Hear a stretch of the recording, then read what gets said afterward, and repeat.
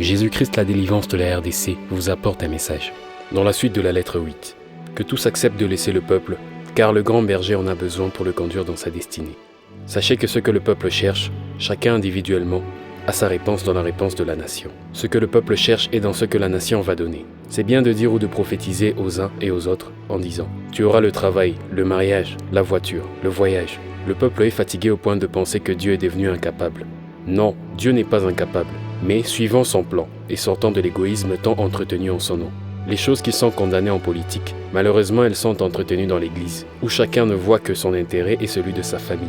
Être un ministre de Dieu n'est pas à comparer avec les ministres du gouvernement de ce monde, pour chercher à avoir la même parure que ces derniers, mais c'est plutôt être serviteur comme notre Seigneur Jésus-Christ. Pourquoi tant de bruit dans les milieux chrétiens? Pourquoi tant de divisions? N'est-ce pas à cause des intérêts personnels?